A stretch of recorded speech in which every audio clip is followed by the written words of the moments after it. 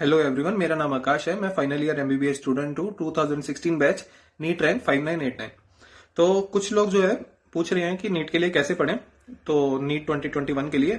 तो ये उसके लिए है जो 12th में है या फिर ड्रॉप ले रहे हैं, तो उनके लिए मैं बताता हूँ कि कैसे आप पढ़ सकते हैं अभी नीट के लिए। तो अभी आप लोगों के पास जो है कितना महीना बचा है? आज अक्टूबर हो गया। अक्टूबर, नवंबर, दिसंबर, जनवरी, फरवरी, मार्च, अप्रैल, मई में एग्जाम है। तो 7 मंथ्स है आपके पास, और 7 मंथ अभी हैं, उसके बाद एग्जाम है। तो 7 मंथ में कैसे पढ़ेंगे? तो इसको डिवाइड करते हैं।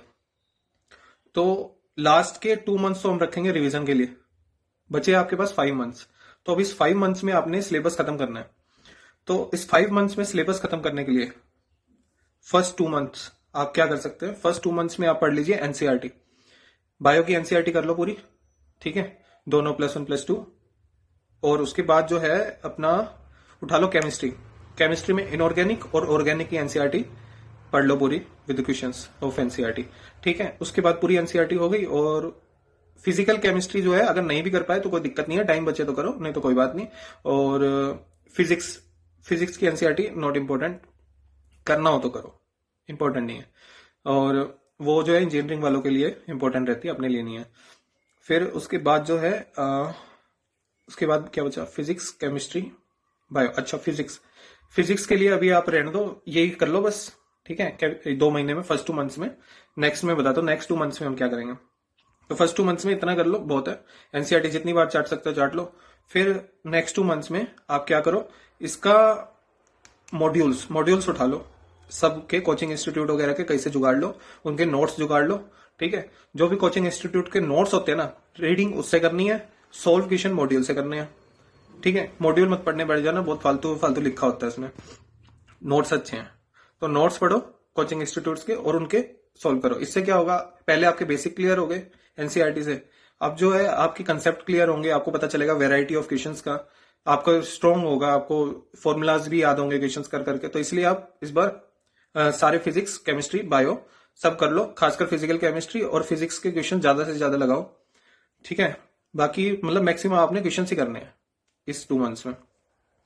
और उसके बाद बचा आपके पास 1 मंथ। 1 मंथ एक्स्ट्रा बचा ना, 3 मंथ्स में। तो 2 मंथ्स तो हमने रिवीजन कर रखा है।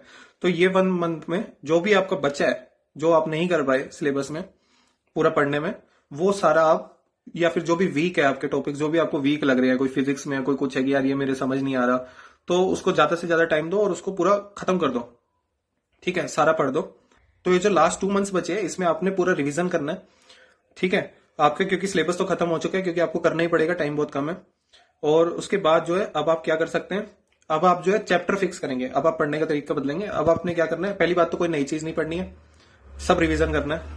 और इसमें जैसे मान लो 5 चैप्टर्स पर डे पढ़ लो, ठीक है। कोई बायो, फिजिक्स, केमिस्ट्री नहीं, जोन से के पढ़ने हैं पढ़ लो, फिक्स कर लो 5 चैप्टर पढ़ूंगा मैं पर डे, ठीक है। क्योंकि 100 चैप्टर आपने खत्म करने हैं 20 दिन में खत्म। हाँ, तो उसके बाद जो है 20 दिन में सिलेबस खत्म हो गया। अब आपके पास बचे 40 दिन अराउंड। तो ये जो 40 दिन है इसमें आप अब जो है आप क्या कर सकते हैं, एक और चीज कर सकते हैं। 5 5 चैप्टर पर डे पढ़ रहे हैं ना, इसमें आप 1 1 क्वेश्चन पेपर भी लगाना शुरू कर दो, या तो ऐसे कर सकते हो, ठीक है। तो 10 10 ईयर्स के क्वेश्चन, पहले तो 2 2 पेपर भी होते थे ना प्री मेंस वाले, तो वो ज्यादा हो जाते हैं 10 ईयर्स में भी। 10 पेपर्स नहीं है, उससे ज्यादा है। तो वो सारे कर लो, 10 के 15 साल के कर लो, बेटर ही है। 15 साल के पेपर कर लो। और उसके बाद जो है या तो ऐसे कर लो उसके साथ साथ 20 दिन में, तो 20 दिन में आपका सारा खत्म हो जाएगा एक बार रिवीजन। या फिर आप उसके बाद पेपर उठाओ 20 दिन बाद, और फिर आप पेपर एक साथ लगा दो कि 2 3 पेपर पर डे आपने कर दिए, तो उसके बाद आपने खत्म कर दिया 4 5 दिन में, ठीक है। तो 3 पेपर लगाए तो भी हाँ हो गया। तो फिर मान लो आपने, अब आपके पास बचे कितने, 5 दिन इस मंथ के और 30 दिन उसके, 35 डेज। अब जो है आपने क्या करना है, पहले 5 चैप्टर पर डे कर रहे थे, अब आपने करने हैं 10 चैप्टर्स पर डे, ठीक है। तो 10 10 100, 10 दिन में ये खत्म। अब उसके बाद बचे 25 दिन, ठीक है। 25 दिन में रोज रोज पेपर भी लगाना है, ठीक है। 25 दिन बचे। अब इस 25 दिन में जितनी बार रिवाइज कर सकते हो करो, जितनी बार 10 ईयर्स कर सकते हो करो, लेकिन इस 25 दिन में ना फालतू मॉड्यूल वगैरह में बिल्कुल नहीं जाना है। एनसीईआरटी एनसीईआरटी एनसीईआरटी जितना ज्यादा रिवाइज करो, चाहे इनऑर्गेनिक हो, ऑर्गेनिक हो, कुछ हो, ठीक है। ये सब कर करके, मतलब जितनी बार आप रिवाइज कर सको, मैं तो कहूंगा 3 टाइम्स और कर दो रिवाइज, अगर आप कर सकते हो, सबकी अपनी अपनी कैपेसिटी है। क्योंकि जस्ट आपने पढ़ा है तो रिवीजन में टाइम भी बहुत कम लगेगा, धीरे धीरे कम लगना शुरू हो जाता है।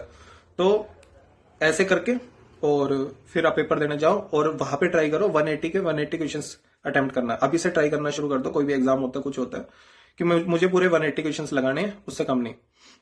ठीक है, नेगेटिव का मार्किंग का कम से कम अभी तो बिल्कुल मत सोचो, अभी तो यही ट्राई करो कि अभी पूरा पूरा अटेम्प्ट करके आना है। ठीक है, और बस और कोई अगर डाउट हो तो आप मुझे डीएम कर सकते हैं @drlog31। कोई भी अगर इसमें डाउट रहा है या और कुछ पूछना हो तो। चलो, थैंक यू सो मच।